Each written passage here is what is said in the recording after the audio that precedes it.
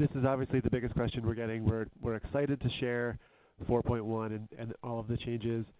The first thing I would note is that version 4.1 is not a full rating system update.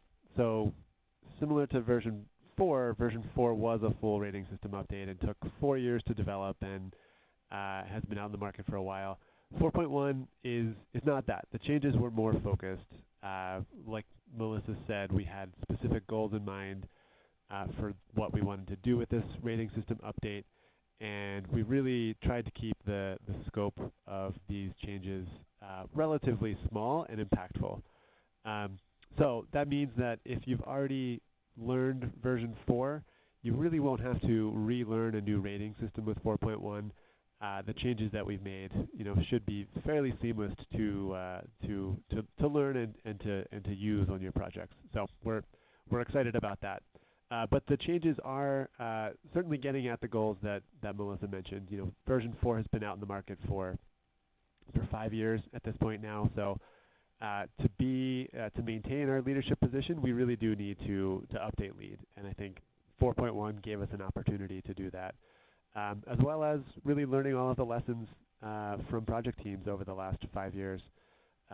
We've seen a lot of transformation over the last 5 years, but we've also seen some areas in version 4 that weren't working, that were not transforming the market like we expected, or weren't doing that fast enough.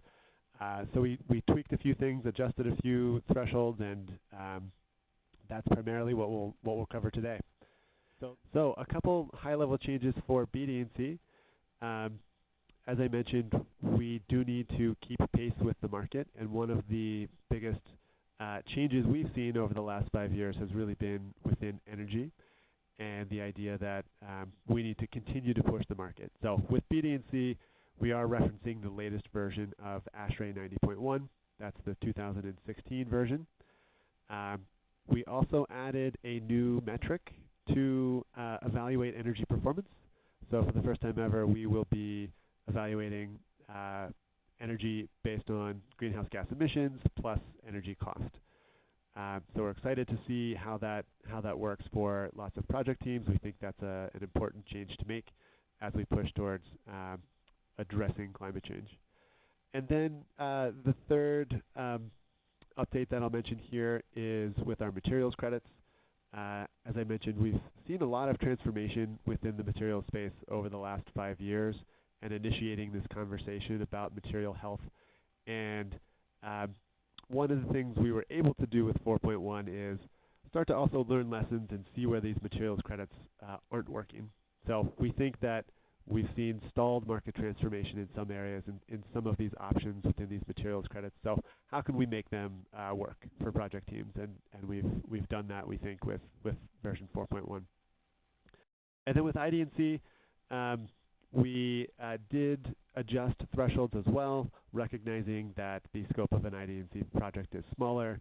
So we did start to, for example, in those materials credits, lower some of the thresholds, given that fewer materials are being used on a interiors project. And then also one piece of feedback we've gotten over the last 5 years is that project teams missed the point for locating ID+C projects in a LEED certified building, and that was actually a valuable credit to have and to advocate for with a project team. So that has been included back in version 4.1.